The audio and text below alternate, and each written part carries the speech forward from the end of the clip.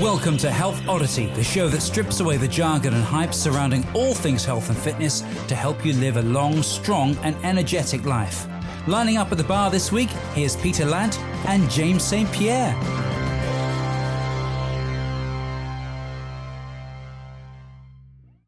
Hello and welcome to the Health Oddity podcast, episode 296. We are joined by a third-time guest, and he has been on twice before, obviously, because he's a third-time guest. The first time was episode 214, which was called The Fabric of Strength. That was way back in October 2024, okay? And that's where we talked all about the Dinnie stones and stone lifting and kind of this guest's father, Jack, and the whole history behind that. And then the next time was episode 255, which was called Stone Lifting, the Gathering and Connection.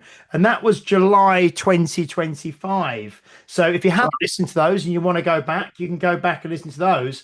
But we are joined for the third time today from whereabouts are you in Ireland or Northern Ireland, Stevie? I'm in Belfast, Northern Ireland, chum. Belfast, Northern Ireland, by Stevie Shanks. How are you doing, Stevie? I'm doing the best, thank you. Way better than I suppose I should be. I feel great. Honestly, I feel blessed to be having this conversation with you, to be in a position where I can talk about what's not only what's happened, but what's coming. You know, plenty to look forward to.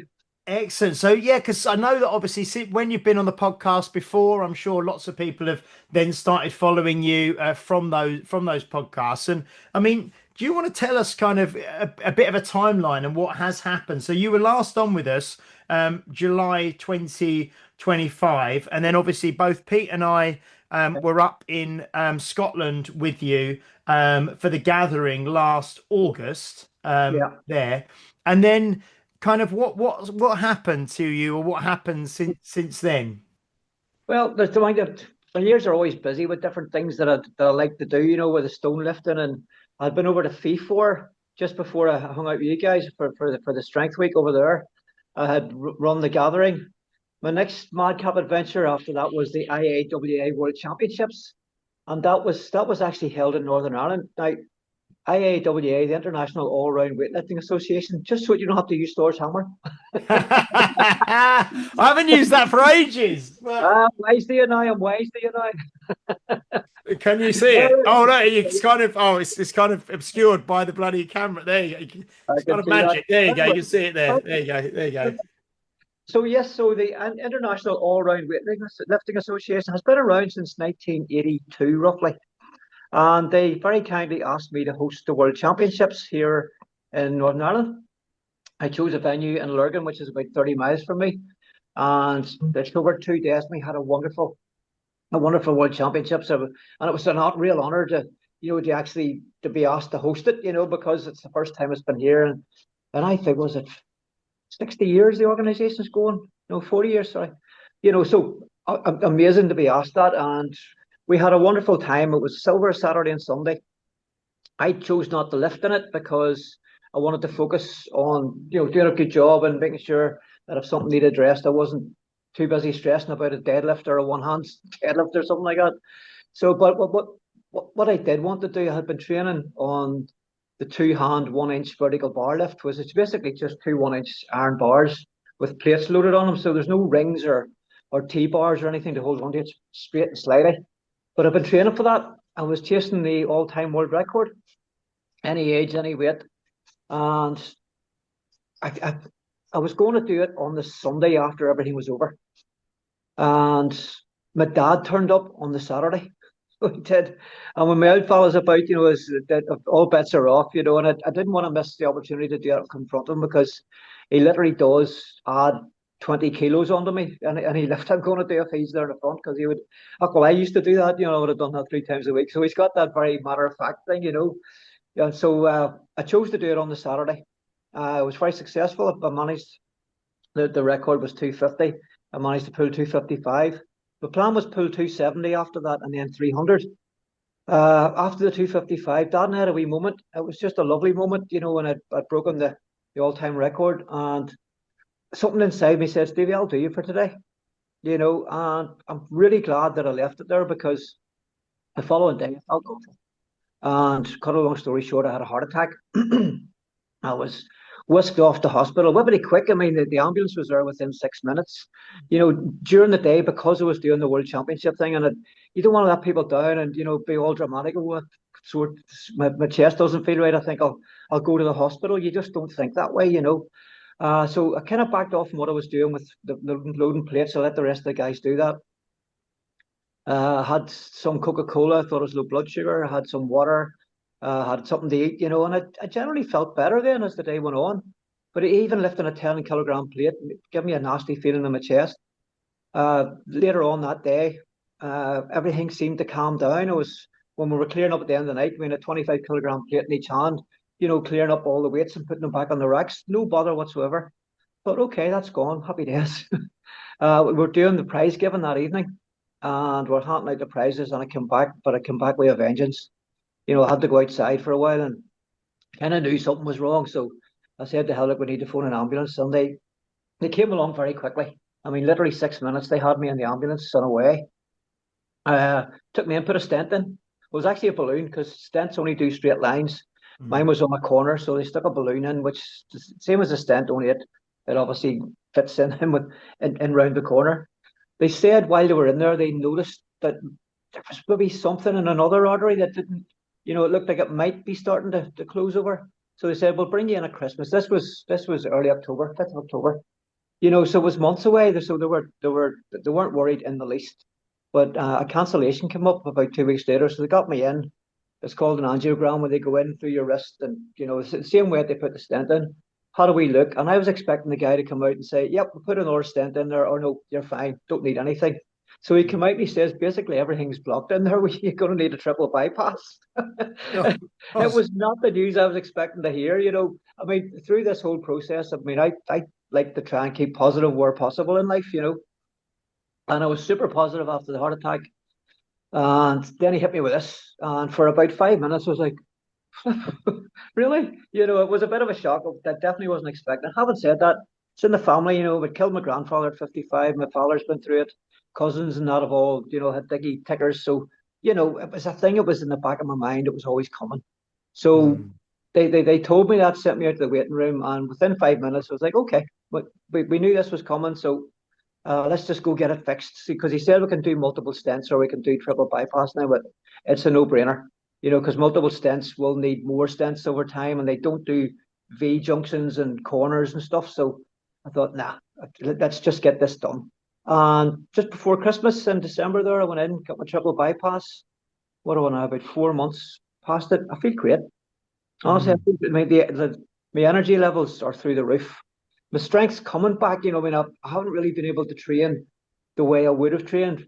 But the surgeon, when she put my shoulder or put my sternum back together, because they open your chest, obviously, to get at the heart and do all what they need to do. They put in titanium bands, and that basically holds the sternum stable while the healing process kicks in. And I think they normally stick in about 6. Apparently, that's the normal number. I get 9. The surgeon said we've stuck extra one in because he said that's when you go back to your stone lifting. I thought she was joking. I genuinely thought she was joking. I Kitty, you're joking. She said no, dead serious. The girl comes around in the morning, when you're in the ward, and she has like this big computer on wheels, and then they stop at your bed, and the doctors all, talk up their sleeves to each other, but you can see on this, you can see X-rays and stuff, and I counted all the all the titanium bands on the X-ray, so I mean, they've done a job on me. They've really put me together well. That all feels very stable at the minute. I'm still coaching. I was able to get back to coaching fairly quick as well as the drumming. And every now and again when I'm coaching, I have a wee pull at something just to see how things feel. So a couple of weeks ago, I went up there for 140 deadlift, and then yesterday, what day is this? Monday. Yesterday, I was coaching yesterday with the guys, and we had some ringed stones, so I picked up a couple of those and did a 20-meter course with them.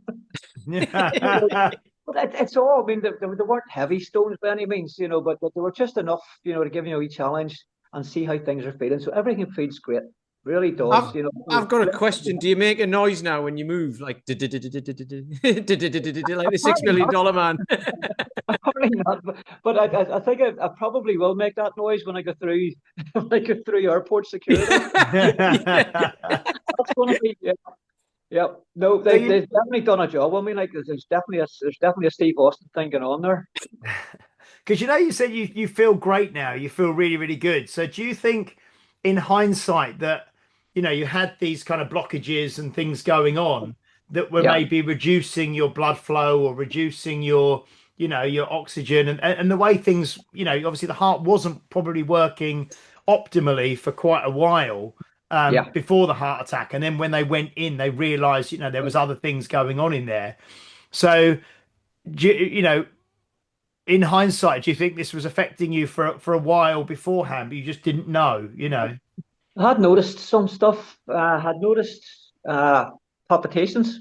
Mm. Uh, every now and again, they would just come out of nowhere. You know, you'd be driving or sitting. I mean, it wasn't through physical exertion. You could literally be sitting watching TV. It would start.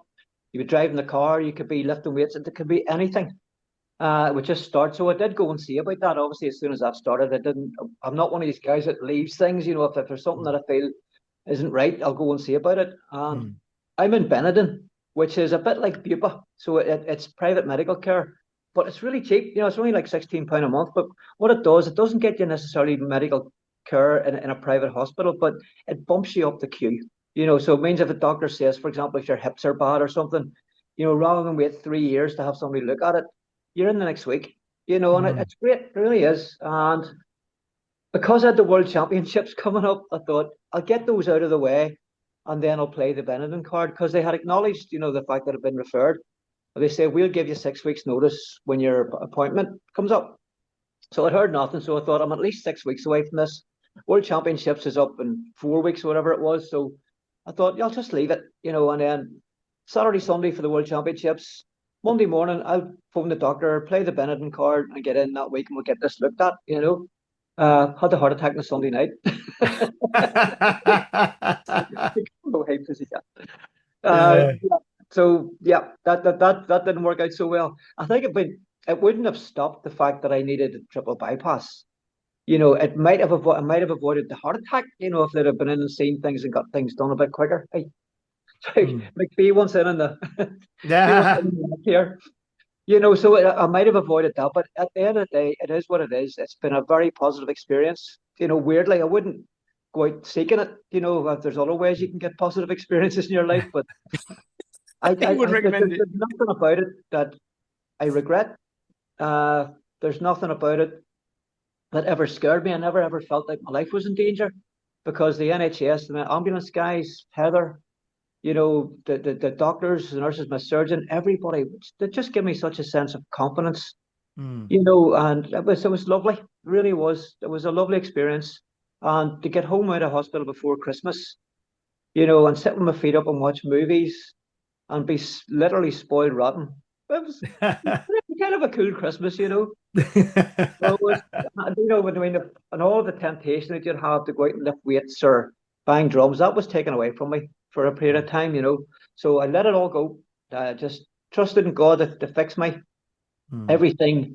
Everything took its course, and I really feel that I'm ahead of the game, Mm. because I think you asked me earlier on that I feel that something was wrong apart from the palpitations. My energy levels were definitely lower because I'm like a flipping Duracell bunny. And so I think it was probably about 2.5 months into the recovery. Because whenever you're recovering, I mean, everything's very unstable. And I have a drum kit upstairs in the roof space. So it wasn't even so much about when I could actually physically start playing the drums. It was when could I climb a ladder into the roof space, You need to be a bit more nimble and if there's anything that happened with stability, aside that my lateral stability wouldn't have been great. So I reckon about 2.5 months into it. And I remember getting up. I haven't been on stage for about a year and a half. So we packed the Flash Harry the Queen show in after 33 years in December 24. So it's just guitar player's back was gone. So, but we've done it for 33 years. I've been gigging for 45 without a break. So I was happy to, retire. People can entertain me now. I can spend more time with Heather and my doggy and stuff. But a couple of friends have a band and they're playing at a festival at the end of May. So they asked me in January, would I cover for their drummer? And I said I would, because I think in any recovery or in any quest to get stronger, you have to have a thing at the end of it. There has to be a reason. Why are you going out to the garage to lift weights? Why are you spending 3 hours practicing the drums? You know, that there has to be an end result. So these guys gave me a focus. And I went up, and there was a couple of songs on the list, you know, physically on the drums, very demanding. You know, I mean, one of them is a really old song called Freebird. You know, everybody thinks it's a lovely wee bop, but there's a bit at the end, and you need to be fit and fast and sharp. My mental sharpness was rubbish. It was when I went up there. And I sat down behind the kit, and I thought, I'll have a go at these songs, because I knew them in my head, but to physically sit and play them, you know, there's a Foo Fighters one called The Best of You. And I mean, it really is full on. And I had a go, and I went, no, not doing it, not happening. You know, I thought at that stage it was beat, but then I thought, you know what, Stevie, let's just push through it. And I went up every day, sometimes 10 minutes, sometimes 15. The next thing I knew, I was spending 6 hours up there.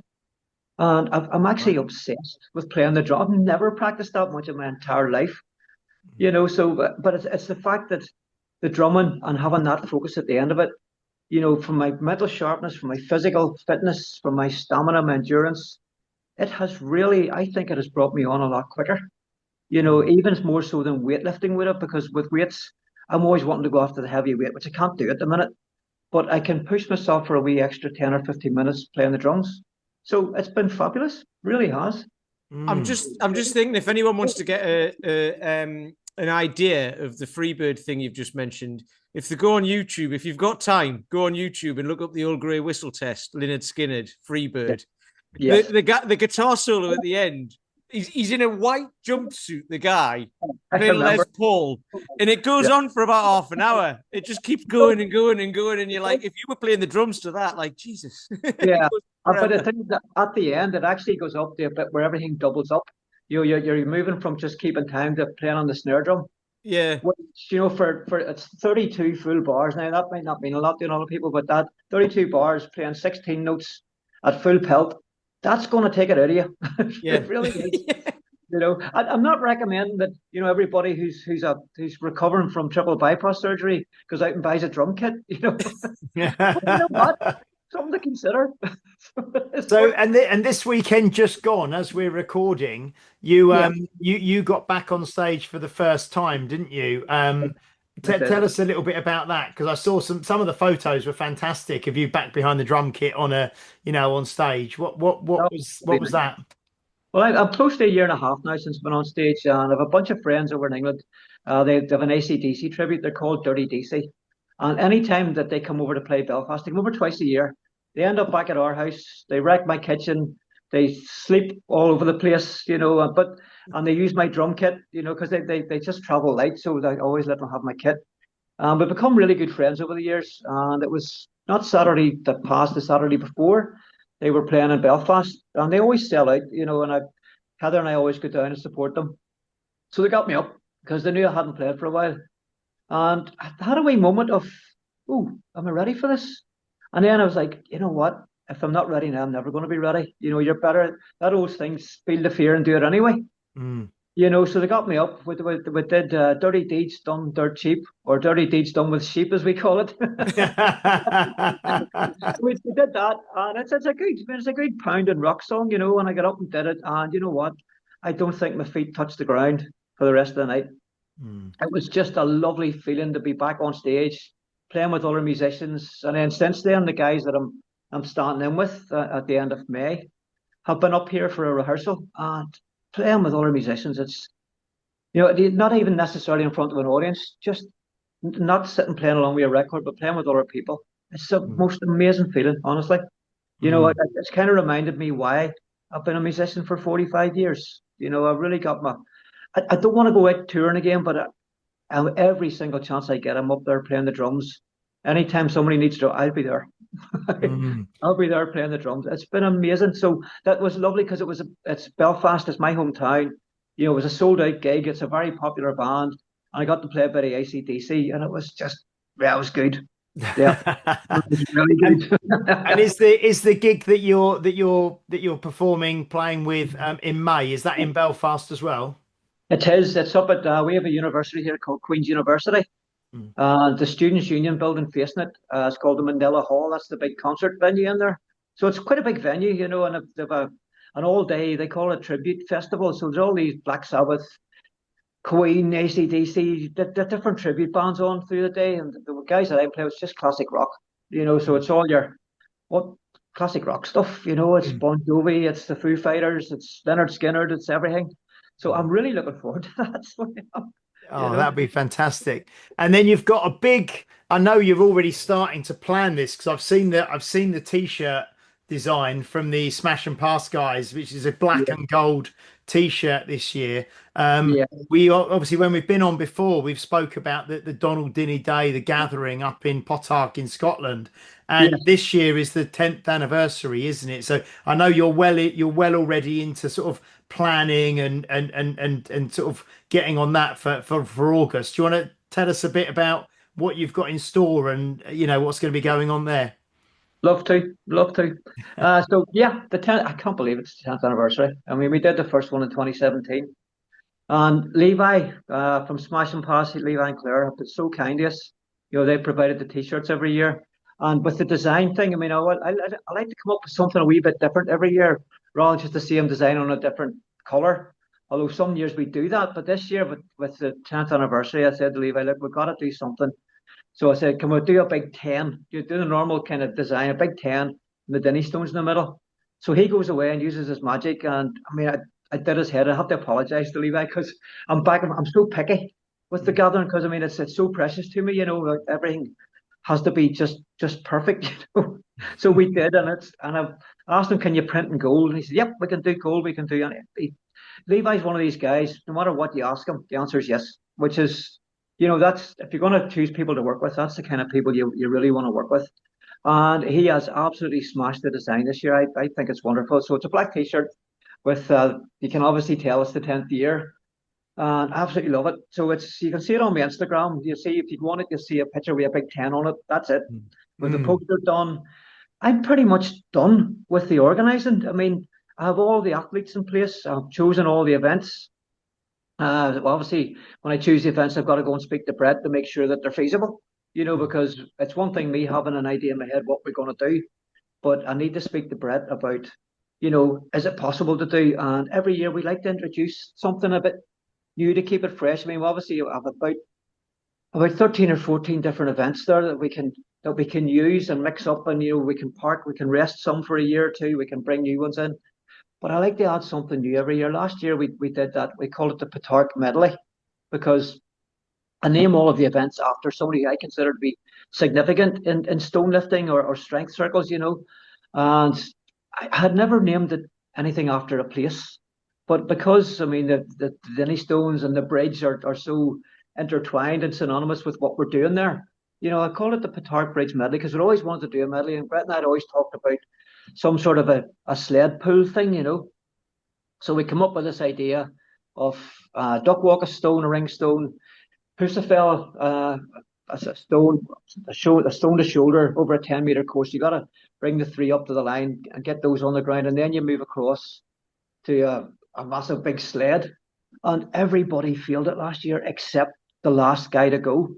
So I thought, flip, I've got this wrong. But one guy did it. So, you know, it was the Arnolds this year actually did something very, very similar. They had a sled with ringed stones on it, the same as we had last year. So I'm absolutely blown away that they would do something even remotely similar to what we do. It's lovely to see it. I know, I mean, obviously one of the games is named after Jan Todd, who is heavily involved, you know, but it was wonderful to see that up here at the Arnolds.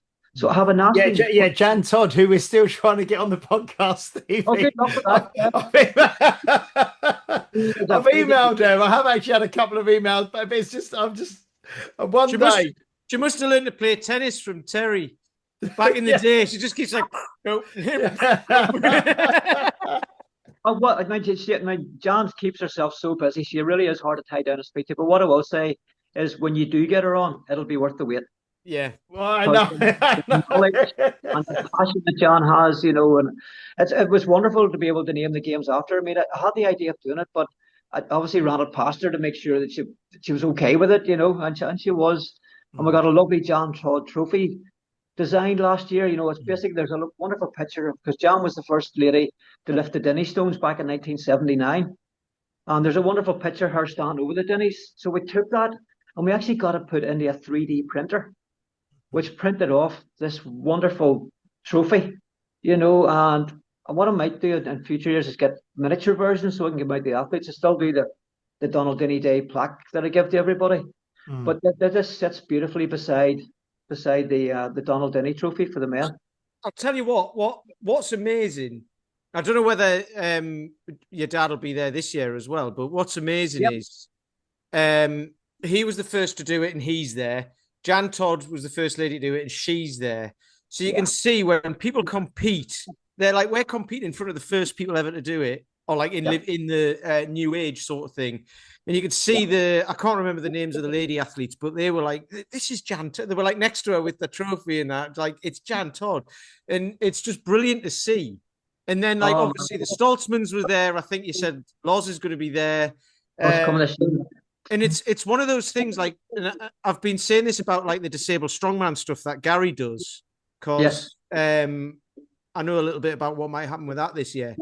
It's if you go to a Giants live event or something, you pay a lot of money. It's £10 a pint. It's £20 a burger. You have to do the VIP experience and that. The Donald Dinnie Day is free. Yep. Jack and Jan are there. You're there. The Stoltzmans they're all just there. Like they're in the field. And you go and say hello. It's brilliant. I mean, when you talk about sort of people who would be significant in the Dinnie Stones, I mean, obviously my dad has his place in that. I mean, there's Brett Nichols lifted the stones over 600 times. Yep. He had his own nickel walking stones that we're parking them this year just to keep them special. We've had them every year. So, but that, I mean, that's and we've had Martins Lisis in the past. We've had so many significant people. We're doing a wee bit of arm wrestling this year. Ooh. So right. You said there was something named after Jeff Capes this year. Yes. Okay. Yes. So we were talking about new events. So that Petard medley was last year. So that's kind of old news now. That's yesterday's stuff. So this I've always, and Brett and I have spoken about this quite a bit in the past. So in my head, I mean, I'm trying to compare stone lifting and strongman and weightlifting, because to me they're all intertwined. And obviously the stone lifting was first there, so I'm kind of wondering, if people had a bit of imagination and like stones laying about a field, what would they have done with them? What rather than just throw them at each other like we do in Belfast, what sort of things, would they have done? And so there's a strongman event. It's called Fingal's Fingers. Yep. Okay. So there's your strongman bit. There's a stone. Okay. That's my bit.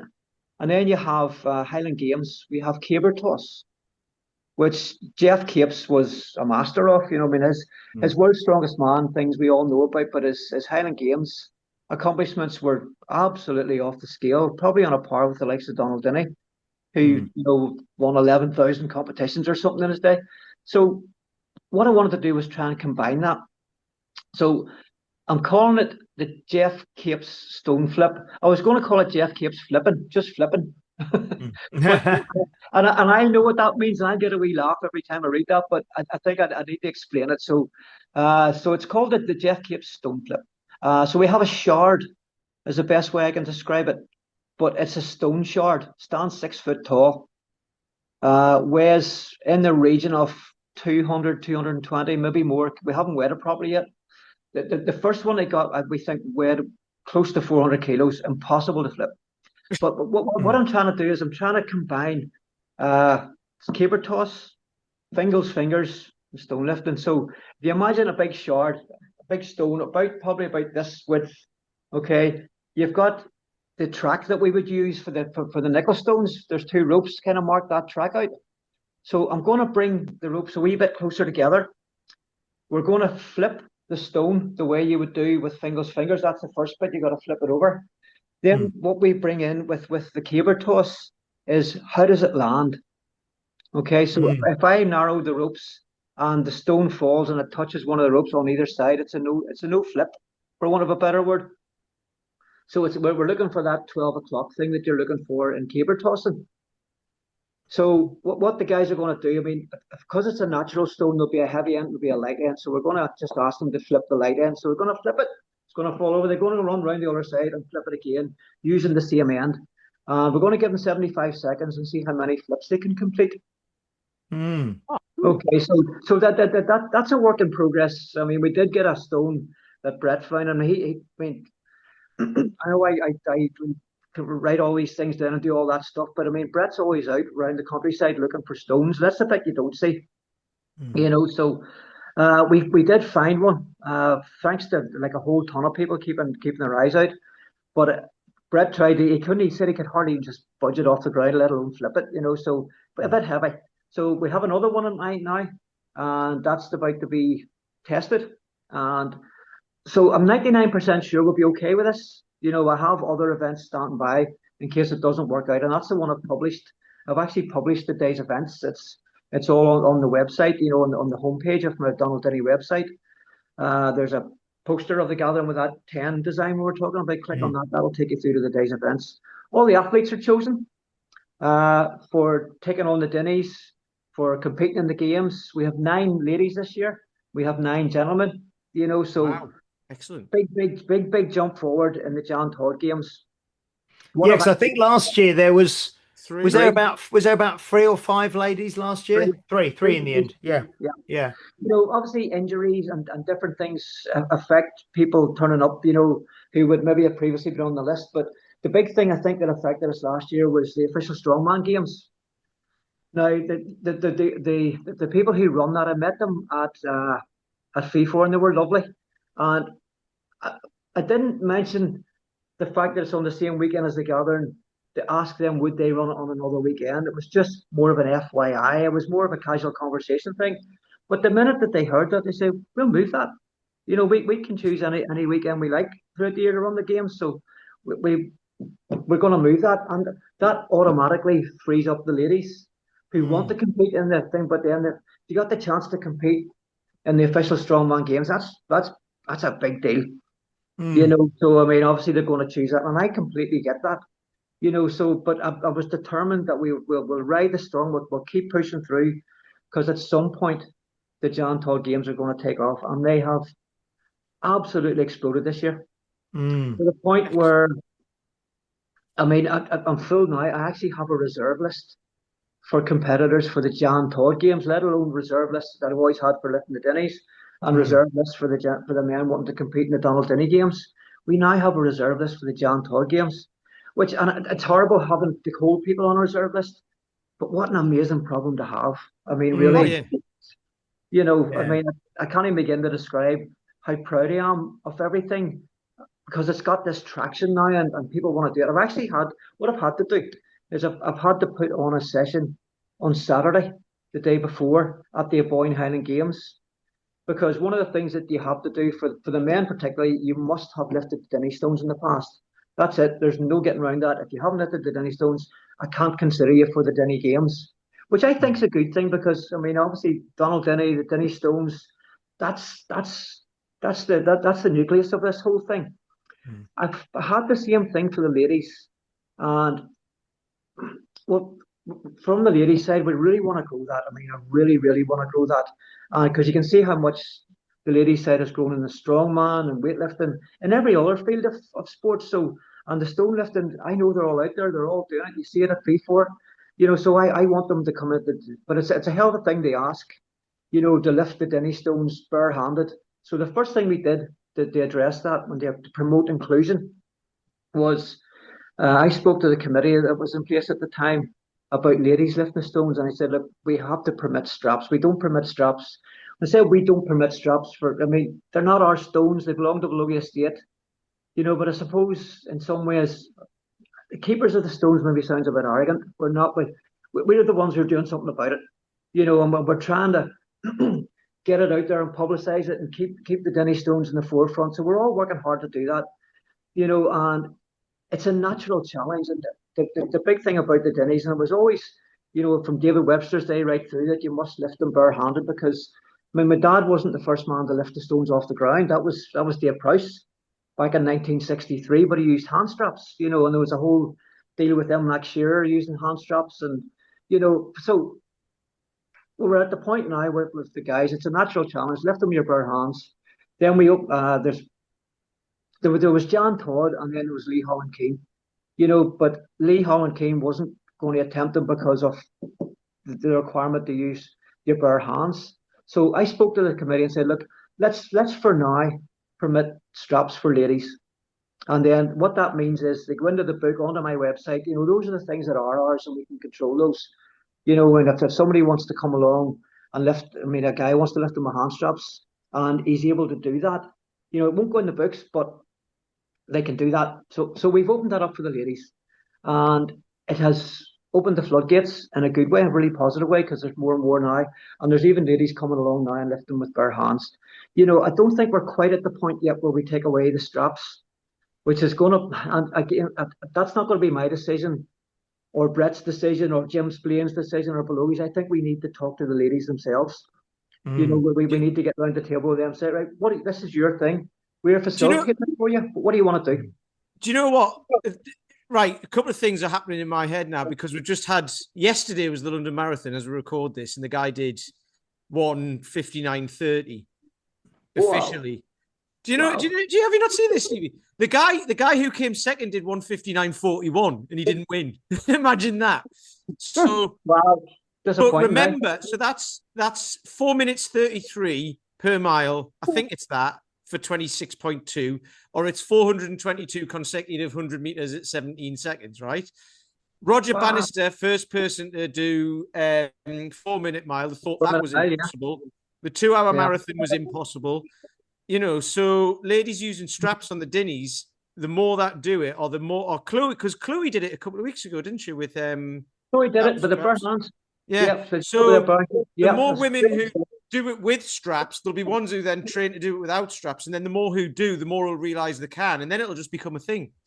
Yeah. Well, remember, it was probably, I can't remember what year she did it, 2019, I think, maybe 2018. Annika Carew came along and lifted the Dinnie stones with her bare hands, and she held them for over 9 seconds. I'd say it's a 10-second lift. It's as close to 10 seconds as you get. So that's already happened. There are so many ladies who lifted them with their bare hands now. So that side of it is coming on. And I was talking about opening up the thing now on the Saturday for the ladies. What I've done for the ladies now to get them into the games is what I've said is you have to train for the Dinnies. You have to be seen to train for the Dinnies and come along and attempt them. Okay, because it's about commitment. When you think about it, the reason that we're asking for these things is to show commitment to what it is that we're promoting or what we're involved in here, and that's the Dinnie Stones. So the commitment is, I can see you on your social media doing all the training. They're coming to me, they're coming to Jim, Brett, and other people out there here, quote Chloe, other people who sort of help and assist people who are training for them. So they're showing that commitment. They're actually making the journey all the way to Aberdeenshire, to Petard, to take these on. So that's massive commitment. So for the ladies, if they pass and get a successful lift, or if they're not successful on the day, I think they've shown enough commitment that we can put them into the games. Because of that now, we now have 9 ladies and a reserve list. So, and I think it was a wise move at this stage. Obviously, as the ladies thing grows, at some point I'm going to have to say, no, you're going to actually have to lift the Dinnies to get into the games, because we need this short list down, because there's only 9 people we can fit. But I think we're moving in the right direction. Things are happening well. We're relaxing things a wee bit just to promote inclusion, and I think it's working. And I'm so pleased with that. This year in particular, I had everything finished end of January, pretty much. Yeah, there's a great lesson in all that as well. Of it's the 10th year, and it's just starting to get a bit more traction. It takes time. It's like you say about commitment. It's taken 10 years to get to this point, and then it's now reached a level where it's going to level up again. So I think every year it's going to go up a level, Peter. Yeah, it really does. Yeah, which is brilliant. Yeah. What's interesting as well, Stevie, is as we're recording, the weekend just gone was the world's strongest man out in Myrtle Beach in America, and they've the last 2 years they've had this kind of Stones of the World event there, haven't they, as well, which has been more like based around natural stones. So I think there was a ringed stone carry. There's like a kind of a Husafell carry. There's a stone to shoulder. There was a really big kind of We done last year. We did that last year as part of a medley. yeah, you know. Exactly And then that. there was this. I saw there was this huge rectangular stone that they had to lift up onto like a plinth. Plinth, I yeah. saw Andrew Flynn sort of did it, and then he kind of collapsed. He fell back afterwards, and kind of I don't know if he actually passed out or if he just sort of feigned it because he's so exhausted and he was glad he did it. But yeah, so there's a real kind of that whole natural stone. Obviously, they always World's Strongest Man is famous for the Atlas stones, which are obviously perfectly spherical. But the fact that the last 2 years they've had this sort of stones of the world, which is more showcased natural stone lifting in Yeah. such a And big they have event the is really good, Webster isn't it? stones. They've actually introduced the Webster stones on a couple of occasions, Mm. you know, which are based on the nickel stones, which is, you know, that's massive. You know, it is. What's fascinating as well is like they all struggle with it as well. Most of them found it really hard, which Yeah. puts it in perspective, doesn't it? Stone lifting's not easy. It's not, you know, when you're talking about people passing out with that Husafell type lift, once you get a stone on your chest, you know, with the Husafell in particular, you know, if you hold it up high, you can breathe, but you can't see. You hold it low on your chest, you can see, but you can't breathe. You know, and I have seen guys passing out with the Husafell thing before, like big, strong guys, you know, literally, because it's here and they can't get it, if they forget to breathe before they lift it and lock it in, then there's no way for the air to get in, and literally they pass out. So it's not for the faint-hearted. So I think since last time I saw you, I was in November. I was out in Iceland for the Magnus Classic, and Chris Beetham was out there. I spent quite a lot of time with Chris, and he obviously won one of the Dinnie days, didn't he? I can't remember which one. certainly did, yes. It was 2023. 2020. God, yeah. So, but so the first time, so he did the Husafell stone. I think he may have even been first. No, he was second out. And I think he did like maybe 2 laps with it round the pen, the actual Husafell stone, you know. So yeah, he was a great guy. Spent quite a lot of time with Chris. Yeah, and we had him on the podcast since as well. So yeah, he was great. Yeah. I think in 2017 at the first gather. And what an incredible stone lifter, what an incredible athlete. I mean, it's lovely to see him, you know, progressing up in the. I mean, he was a Donald Dinnie champion, but he's then going on this to win Scotland's Strongest Man title. He's going on now the Giants Live. You know, and I mean, he's basically on the world stage now. So, and Conor Curran, another former Donald Dinnie Day champion, you know, on the world stage. I'm so proud of those guys, you know, to come up through our event and then to progress on to this. It's great to see it, really is. Yeah. No, it's fantastic. You mentioned Atlas stones. I mean, I know that not everybody who's listening to this will know as much about stone lifting as we do, and because I think a lot of people take the Atlas stones for granted that they've always been there, but for anybody that doesn't know, the Atlas stones actually come from a natural stone lifting challenge called the Inverstone. The Inverstone is an egg-shaped stone that's in Aberdeenshire, not too far from the Dinnie stones. You can currently see it up at Braemar. 265 pounds, 120 kilos, egg-shaped granite. You know, quite hard to hold on to, although it is a bit of traction. It will tear your arms. The challenge for that was to lift it onto a wall at waist height. That's how you got jobs and farms and all that sort of stuff. That's how Donald Dinnie got his name from his father Robert. He said, if somebody can put this, I think it was on this. These stories get distorted, so I'm not sure if it's correct. But if somebody could lift the Inver onto his shoulder, I'll name my firstborn after him. So it was a guy called Donald MacDonald lifted it on his shoulder. Therefore, Donald Dinnie got his name on that. But that lifting the Inverstone onto a wall at waist height, you know, you can't use historic stones in competition.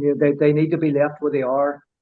And the challenge is what the original natural challenge was. So David Webster and Dougie Edmondson created the McGlashan stones back in the late 80s, which appeared in the World's Strongest Man. They had sand-filled barrels at waist height, not the big tall ones we see now, ones at waist height. And they created 5 of these, 80 kilos up to 140 kilos, to be lifted up onto these barrels. And the McGlashan stones then got picked up by the American by the American Strongman federations and became the Atlas stones that we see today. So they all came from a natural stone in Aberdeenshire, round the corner from the Dinnies. You know, I think it's important. because even a lot of strongmen that I speak to who lift Atlas stones don't know the history of that. I'm like, do you know where these things came from? No, we just lift Atlas stones. So the Atlas stones do have their origins in natural stone lifting. Because I think John Paul Sigmarsson might have done the McGlashan stones in the Worlds, because I saw would they have been those? Because I saw him lifting onto the barrel with the sand, and back Yeah. then they weren't allowed to use any tacky either. So obviously, Nope. I think it was Okay. before tacky, I think. So it was just bare hands lifting these stones up onto these sand top barrels. I remember seeing John Paul Sigmarsson do that. Yeah. So No tacky and no technique. yeah. You had Jeff Capes, you had Bill Kazmaier, you had John Paul Sigmarsson. All of the strongmen of the day would have done those, and I mean, you watch them trying to do them, and you watch how the technique is developed, because those guys were just pure raw strength. Just pick them up and whack them onto the barrels. It was great to watch. I mean, I remember seeing them. I'm fortunately or unfortunately old enough to remember all these things when they first happened, except for Donald Dinnie. I wasn't around when Donald Dinnie did his thing. But it was great watching the McGlashans, and then because it was stones lifting stones on the barrels. I mean, even back then it caught my imagination, because I was obviously still interested in the Dinnies at that point. I've been interested in those since I was 8 years of age. So seeing those things coming along in the 80s when I was about 25, I was still well interested in stone lifting. Probably more so because I was getting older and more interested in being stronger. But it's great to see that. This is incredible. Yeah, no, this is great. I mean, every time we speak to you, Stevie, I mean, it's just, I mean, you've had this health challenge at the end of last year. Now, obviously, you're kind of coming back, and the enthusiasm and the love and the passion for, all things sort of strength training, stone lifting, history is really infectious. I mean, after we both went to last year's gathering, we had Steve Gardner on as well on the podcast. Yeah, And he was we met him last year, and he's again a someone who I know very well. Sean was funny because she was saying, like, we sat in the pub with him and went for a pizza and all that, and she was like, I could listen to him all day. Story after story after story. It was amazing. Yeah, because guys like Steve Gardner, he's president of IAWA, the International Association we're talking about. But back in the day when he was doing his strongman and Highland Games stuff, I mean, he would have competed directly against guys like Jeff Capes. That's the level that he was competing in. And if you ever see any videos of Steve Gardner squatting, he's got perfect straight back. There's no leaning forwards, perfect straight back. And if you're going to put somebody forward as a model for squatting, it would be Steve Gardner. And I mean, and all the all round stuff, he was amazing at that as well. No, it's brilliant. Well, Stevie, thank you so much. I mean, so in terms of your own training, like you said, I think it may have been just before we started recording, but you mentioned that, you're coaching again now, and occasionally you're having a few cheeky lifts on. I mean, you said I'm not lifting very heavy, but you mentioned just casually pulling a 140 kilo deadlift, which is probably about double body weight still for you, I'd imagine. So I'm sitting about 67 kilos at the minute. Yeah, exactly. So it's still a double body weight deadlift, just casually lifting it. But so are you planning on getting back into kind of more structured training yourself over the next 6 to 12 months, or where are you, where's your thoughts about your own? I know you're back into the drumming now, which is giving you a really good workout and obviously rebuilding you. But in terms of strength training, are you planning on kind of doing more of that again? Well, everybody around me is, Stevie, don't be doing this. You've done all that. Take it easy. I've got this. Take it, and I know it's coming from a place of love and concern for my well-being. My surgeon, when she put my sternum back, I'm not sure if that wee bit we had to cut out, but I told you. But when they opened my chest, they put your sternum back together with titanium bands, and it was the same night or the next morning, the surgeon came around to see how I was doing, after my surgery. And she said, I've given you some extra titanium bands to stabilize your chest so when you can go back to your stone lifting. So for me not to go back to stone lifting would actually be quite rude. She went to all that trouble, because normally people get, I think it's 659. I've 9 of these things in my chest to hold me together. Yes, you've literally been reinforced for Yeah, pretty much. Yeah. for I lifting don't know if again. that's cheating or not. Would that be classed as cheating? Yeah. So in my training, I mean, I don't think I'm ready to resume full training yet because I need to be reasonably sensible for once in my life. But what I do when I've done a wee coaching session, I mean, for example, about two weeks ago, I wanted to try it. I work on percentages, so there's no point in me working on, percentages of 215 kilos or something like that because I know I'm not going to be deadlifting that anymore. And triple body weight's not even in the picture at the minute. But I thought if I can just do a few deadlifts, warm up nice, and just pick up a few weights, see how my chest feels, see where I end up at, then I've got something to do a percentage of.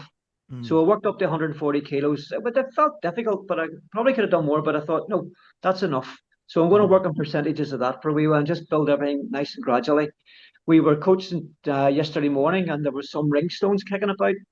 And there's a 10-meter course, so I walked up and down the 10-meter course with a couple of ring stones just to check my grip and stuff. So it's just wee things like that. But I don't know if I want to go back to the massive weights.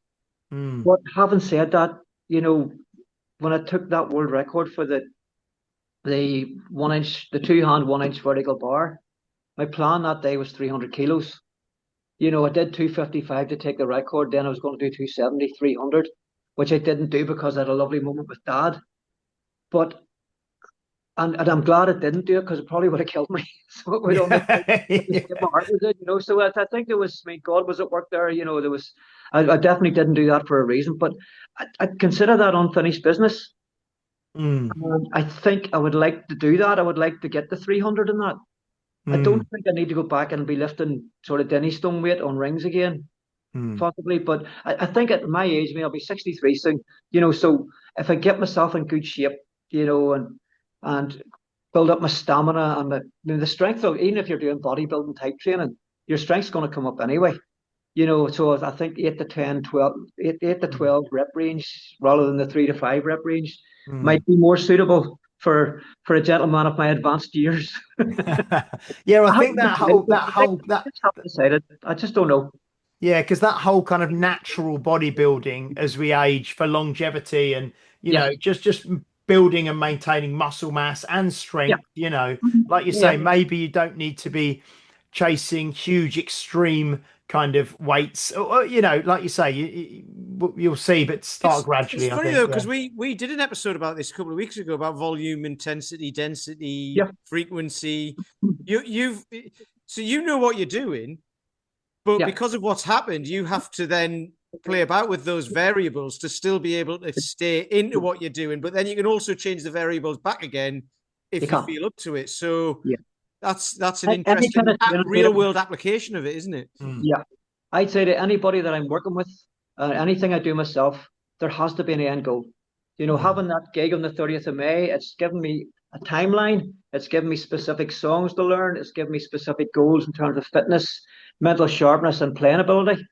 I like to do the same when it comes to my weightlifting. So that at the end of this, I'm going to take the all-time record for the 2-inch vertical bar, or I'm going to lift the Dinnie stones, or I'm going to whatever that might be. But there has to be a reason.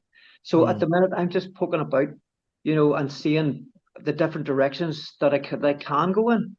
And then once I do that, then I'm going to identify the one that appeals to me most, set an end goal, and I'll work towards that. Because that way I can focus my training. I'm not just randomly going out to the garage and just picking up something for the sake of it. That you're actually working on percentages of this number you're working towards or what your current capabilities are. I think that is so important for anybody that's lifting weights or anything in life. If it requires dedication and training, what are you training for? Otherwise, you're just I think you're floundering about with no focus and no purpose.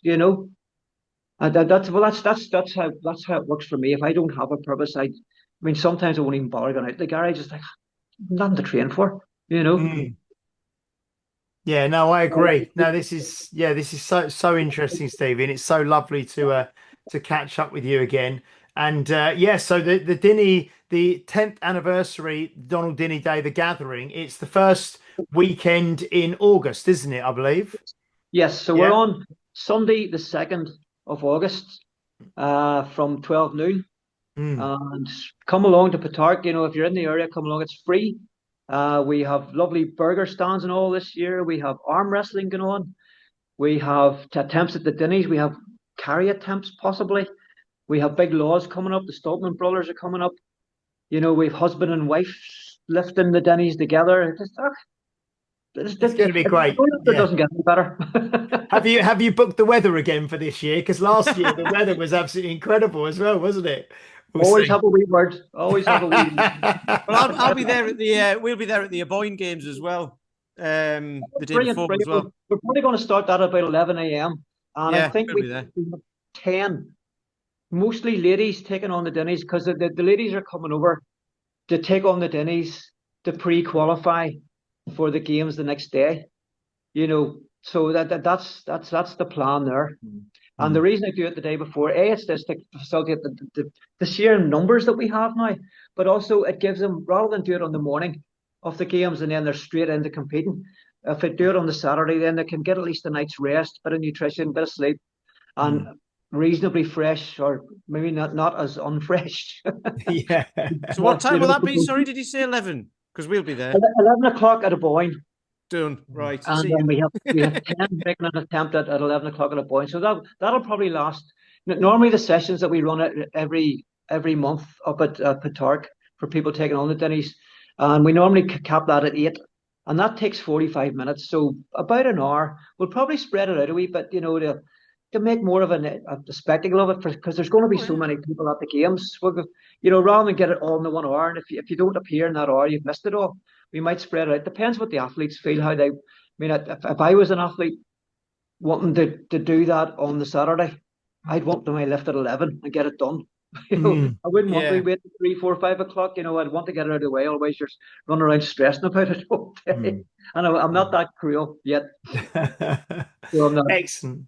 Thank you so much, Stevie. It's absolutely a pleasure, and I mean, I think I speak for Pete and myself. It's so great to see you back, you know, in good health and drumming again, and you know, starting to train again, and all the rest of it. It's just fantastic.